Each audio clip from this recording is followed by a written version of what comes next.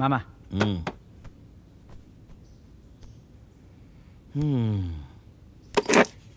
જો ભાણા એક વાત કહું તને, બોલો.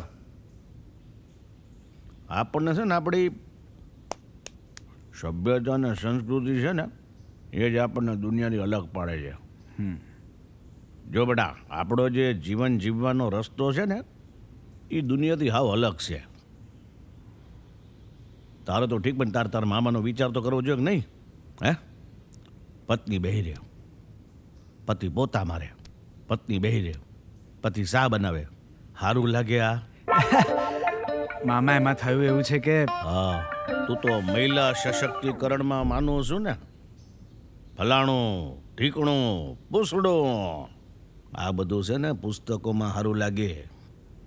વાસ્તવિક જીવનમાં આપણે આપણી સંસ્કૃતિ ને પરંપરાનું પાલન કરવું જોઈએ. આ તો ઠીક છે, આજે તે પોતા માર્યા, કાલ તું વાહન ઉટકીશ, બાથરૂમ ધોઈશ, રસોઈ બનાવવા માંડીશ. આ તો ભણા, મેં તને છે ને ઝોરુકા ગુલામ બનેલી હાલતમાં જોયો. મોટી બેનને જીજાજીએ જોયો હોત તો હે? અત્યારે હાલતા ચાલતા લોકોને બ્રેન સ્ટ્રોક આવી જાય છે, ખબર છે ને તને? અરે મામા શું બોલો છો? અને મને બધું જ સમજાય છે. હા, એટલે જ તમે ઘરઘટી બન્યા ને. ઘરગાટી? નોકર. ના મામા, હું ઘરગાટી નથી બન્યો. તો સમાજ સુધારક બન્યો છે કા? હા ભલે, અમે છે ને સ્ત્રી શિક્ષણનો વિરોધ નથી કરતા, પણ આ ઈશા જેવી સોડિયું જે કરી રહી છે ને, અમે એનો વિરોધ કરીએ છીએ. આ ચોખ્ખો ભણ્યા, સ્ત્રી હાટું છે ને એનો પતિ ભગવાન હોય, ભગવાન, ઘર ઘાટી નહીં. હા, હું સમજી ગઈ મામી, પત્ની માટે તેનો પતિ ભગવાન છે, પણ માનવનો પણ વાંક હતો ને. એ બિચારાનો હું વાંક હતો? આ તાર મામાને તો દરરોજની આદત છે. હું જ્યારે ઘરમાં પોતા કરતી હોઉં ને ત્યારે જ એ આંટા મારે, પણ મેં તો એમને ક્યારેય ઘરઘાટી નથી બનાવ્યા. આ આપણા સંસ્કાર નથી. હં, ઘરઘાટી? નોકર.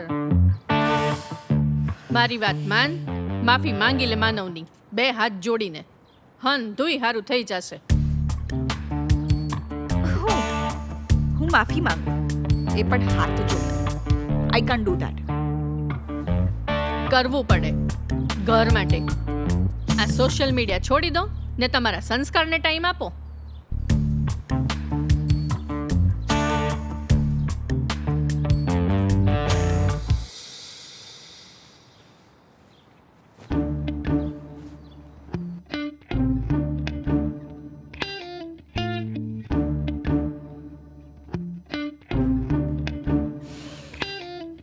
હું કંઈ નથી બોલવાનું.